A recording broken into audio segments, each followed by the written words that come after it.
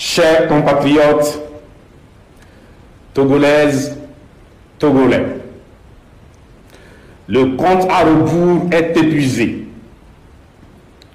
Au bout de 62 ans de résistance et de soulèvements populaires successifs héroïques du peuple togolais, voici venue l'heure de la conclusion de la lutte de libération du Togo, entrée dans sa phase la plus décisive depuis la constitutionnalisation de la dictature militaire monarchique absolue.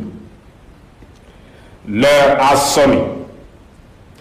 Deux voies, deux possibilités s'offrent au peuple togolais en lutte. L'abstention massive pacifique et l'action massive pacifique.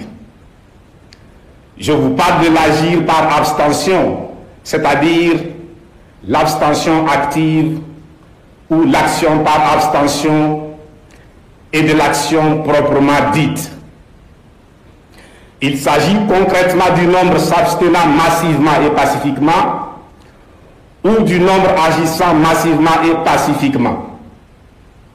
Ce sont là les seules voies sûres de libération totale et définitive du Togo qui évitent au peuple togolais des torrents de sang et un cortège de malheurs de trop de la part du régime prêt à plonger le pays dans le néant avant de partir. Conclure la lutte de libération sans effusion de sang est possible si et seulement si, sur tout le territoire national et partout dans la diaspora, en tant que peuple, nous nous abstenons ou agissons pacifiquement ensemble, portant une seule et même exigence, le départ de Gnassingbé Faure. Nous disons souvent que personne ne viendra libérer le Togo à notre place. C'est vrai. Mais en disant, nous devons comprendre que nous, c'est chaque Togolaise, chaque Togolais, chaque village, chaque ville, chaque préfecture, chaque région du Togo. Il nous faut, comme un seul homme, observer l'abstention massive pacifique ou mener l'action massive pacifique. Tous ensemble, au même moment, durant un ou des jours précis, indiqués à travers un mot d'ordre non équivoque, portant uniquement sur le départ de Gnassingbé Faure, voie ouverte pour une transition chargée des réformes et des élections dignes de ce nom, après la libération sans délai et sans condition des détenus politiques et des détenus arbitraires. La libération du Togo, c'est par nous et personne d'autre. C'est maintenant ou jamais. Conforme à mes principes, comme à mon habitude, je ne demande pas aux partis politiques, aux associations, aux leaders d'opinion, aux activistes politiques, encore moins au peuple togolais tout entier, de se mettre derrière moi ou derrière le parti national panafricain. Non, ce serait trop prétentieux de ma part et abortif de l'élan national patriotique décisif. J'appelle, comme toujours, à un alignement derrière un objectif primordial qui n'est autre que le départ de Gnassingbé Faure. Un peuple togolais, un combat, libération du Togo, un objectif, départ de Gnassingbé Faure. À l'heure du combat ultime décisif pour l'avenir de notre cher pays, le Togo, s'impose une compréhension totale de l'exception togolaise qui doit nous conduire jusqu'à la genèse, l'origine. Il s'agit de libérer le Togo à partir de la déconstruction de l'énigme de départ. Notre dextérité doit nous conduire à appliquer la stratégie de la non-violence à partir du temps zéro du régime. Dans cette optique, la question fondamentale est d'où vient le Togo actuel, le Togo tel que nous le connaissons aujourd'hui, le Togo de 2025. Autrement dit, d'où vient la dictature militaire monarchique absolue dans cette grande prison à ciel ouvert, plongée dans une éclipse totale interminable des longs couteaux? La réponse, tout le monde la connaît. Le Togo de 2025 vient du 13 janvier 1963. En effet, au petit matin du 13 janvier 1963, le corps sans vie du père de l'indépendance, président de la République togolaise, Sylvanus Olympio, est retrouvé gisant dans la rue. Au Togo, à cet instant précis, l'histoire vient de basculer dangereusement. Atouche Kokuvi Agogli parle de ce jour où le devenir du Togo bascule dans le silence angoissé d'un peuple sans armes. Le drame aux conséquences durables sur la politique togolaise et sur l'évolution de l'Afrique noire pèse lourd sur le destin du peuple togolais et de l'Afrique. Nous apprenons de Atouche Kokuvi Agogli que le Togo n'échappe pas à cette loi fatale suivant laquelle un tout petit accident, voire un tout petit incident, peut changer le cours de l'histoire de façon décisive. Seulement, plus grave, la mort du président de la République togolaise, père de l'indépendance, Sylvanus Olympio, n'est ni un accident, ni un incident. L'événement du 13 janvier 1963, qui eut un retentissement planétaire, est un homicide volontaire, un meurtre prémédité, planifié et exécuté de sang-froid. Ainsi, Étienne Eyadema, qui deviendra Gnassingbé Eyadema, selon ses propres termes, arracha le pouvoir. En fait, il arrache le pouvoir en arrachant la vie. Et lorsqu'il dit « j'ai arraché le pouvoir », il entend par pouvoir la souveraineté du peuple togolais et l'établissement du droit de propriété absolu sur le Togo. C'est pourquoi le putschiste du 13 janvier 1963 n'a pas décrété de jour de deuil national. Il n'a pas non plus ordonné la mise en berne du drapeau national sur le territoire national.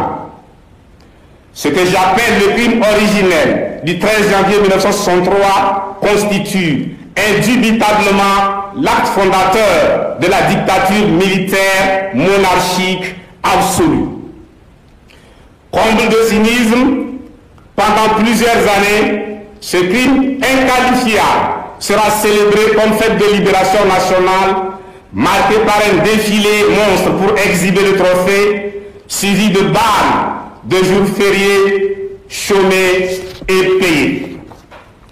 Moment par excellence de régénérescence et de remise à neuf par des rituels divers du pouvoir arraché, le 13 janvier n'est pas une date ordinaire, une date comme toute autre de l'année pour la dictature militaire monarchique absolue.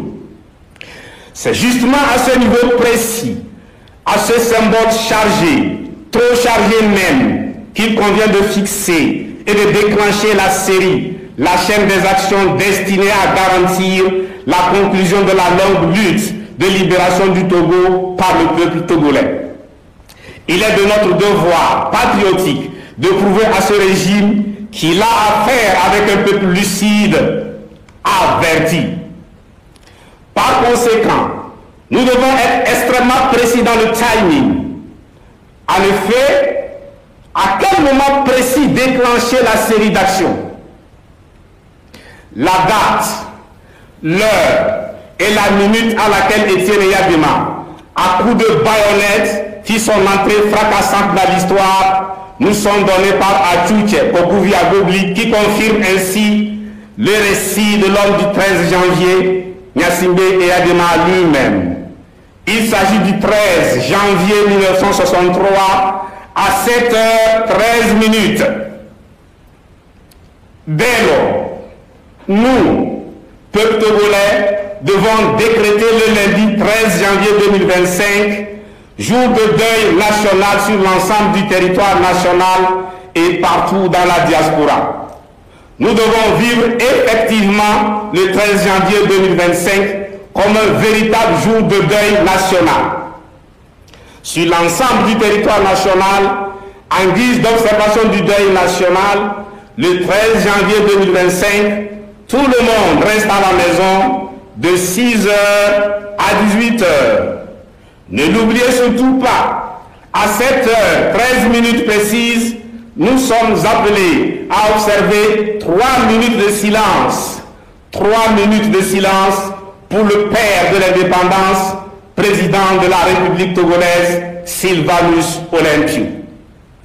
La journée du 13 janvier 2025 sera consacrée à la formulation d'intentions et aux prières pour le président Sylvanus Olympio, tous ses compagnons de lutte du comité de l'unité togolaise, CUT et de la Juvanto, tous les martyrs de la dictature militaire monarchique absolue du 13 janvier 1963 au 13 janvier 2025, tous les détenus politiques et détenus arbitraires luttant pendant que je vous parle contre la mort dans les jours.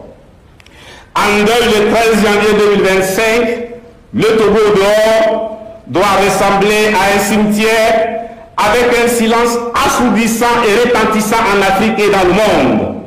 Il est question pour nous, peuple togolais, de reproduire autant que faire se peut la même onde de choc qui a traversé l'Afrique et le monde après avoir paralysé le Togo dès l'annonce du drame du 13 janvier 1963. Dans la diaspora de par le monde, durant toute la journée du 13 janvier 2025, c'est-à-dire de 6h à 18h, toute Togolaise et tout Togolais est prié de porter un insigne, un bracelet symbolique montrant que son pays, le Togo, est en deuil. Le dit insigne ou bracelet peut être fabriqué et disponible en un temps record. Chacune et chacun sont appelés à observer les 3 minutes de silence à partir de 7h13 précises.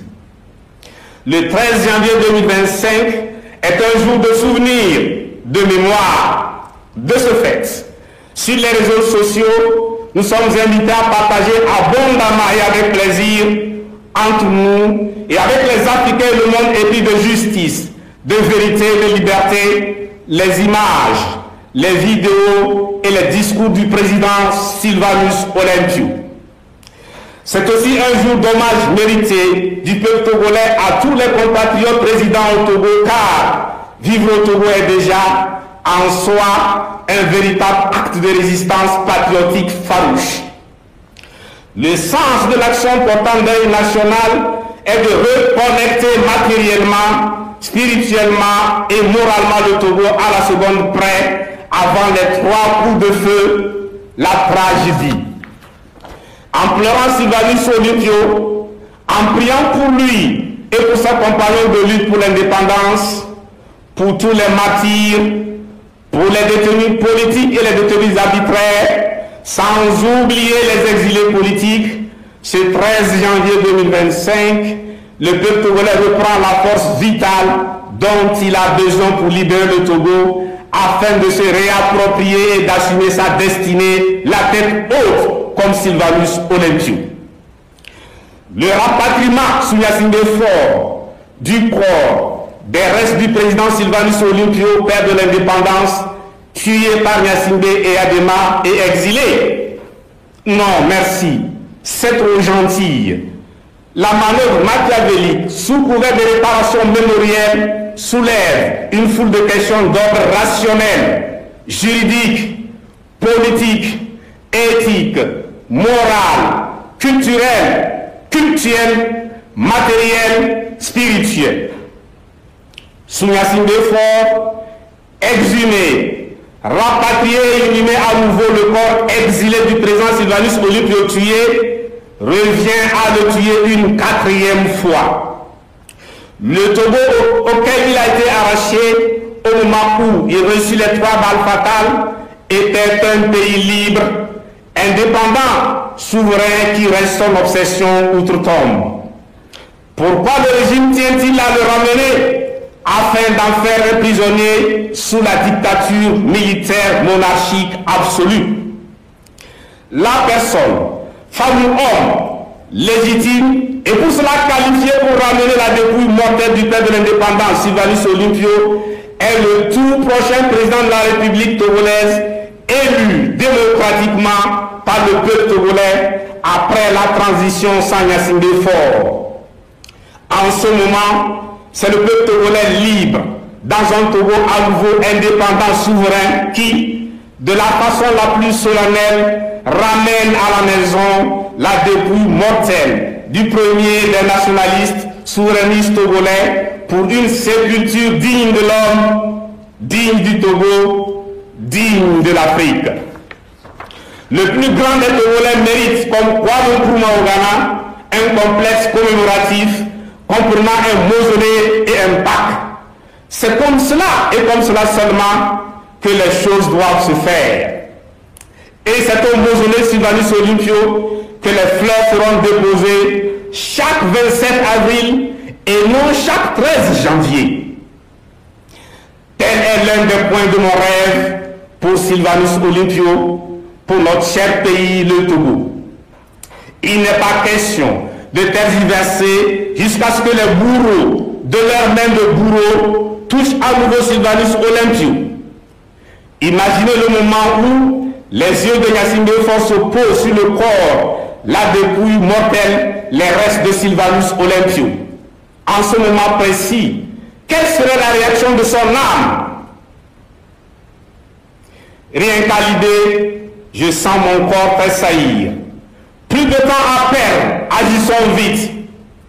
Le deuil national de la journée du 13 janvier 2025, la première de la batterie d'action pacifique prévue, vise à palper le niveau de mobilisation du peuple sur l'ensemble du territoire national, à déterminer jusqu'où nous sommes résolus, prêts à libérer notre cher pays, le Togo.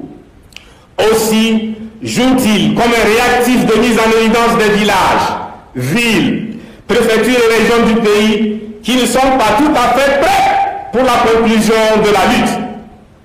L'action vaut mise en demeure, sommation de la part du peuple togolais à Gnassingbé Faure de quitter le pouvoir.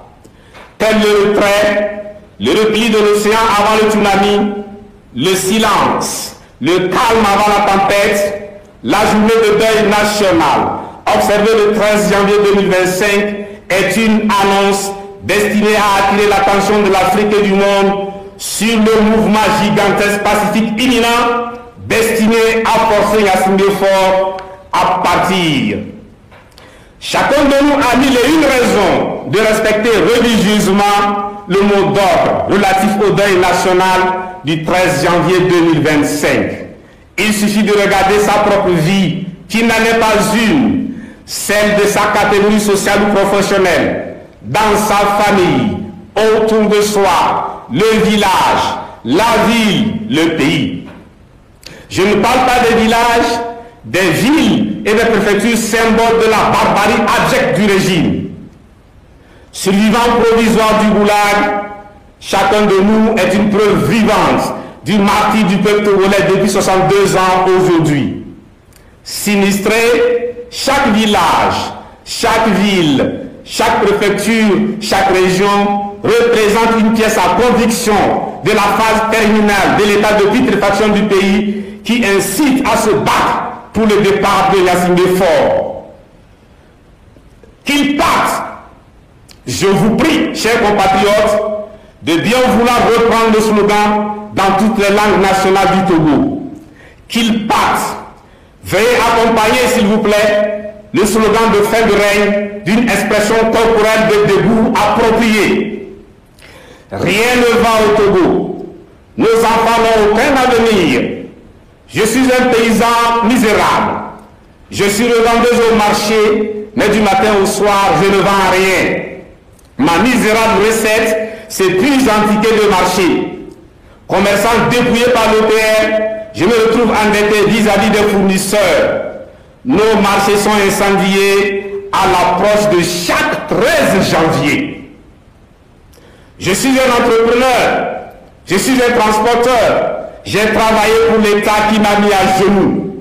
J'ai faim et je dois plusieurs mois de loyer. J'ai perdu, faute de soins, mon épouse à l'accouchement. Je refuse d'être une jeunesse à l'espoir bouché, une jeunesse sacrifiée par la dictature. Exprime ton ras-le-bol en restant à la maison ce 13 janvier 2025 de 6h à 18h. Observe 3 minutes de silence à partir de 7h13. Je suis étudiant, conducteur de tricycle aujourd'hui. Si je suis étudiant, conducteur de tricycle aujourd'hui, c'est parce que je n'ai pas le choix. Sinon, j'ai un master, j'ai un CAP, je suis maçon, je suis carreleur, je suis menuisier, je suis un staffeur.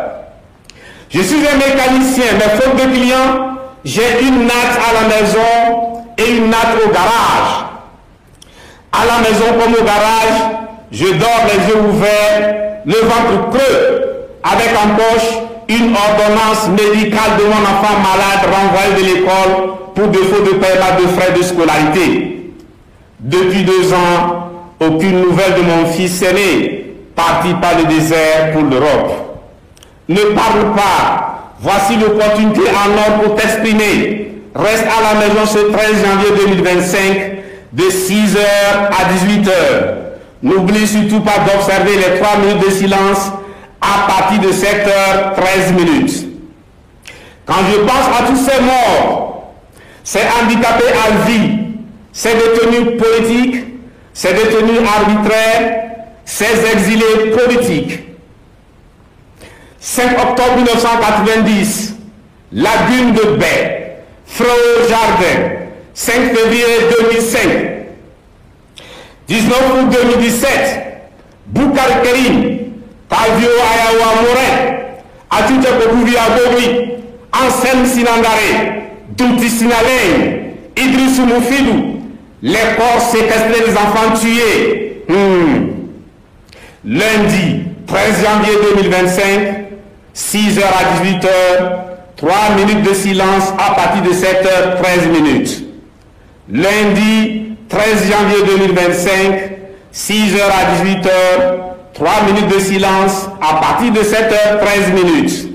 Lundi 13 janvier 2025, 6h à 18h, 3 minutes de silence à partir de 7h13. Vie, santé et force à chacune et à chacun. Vive le Togo, vive l'Afrique.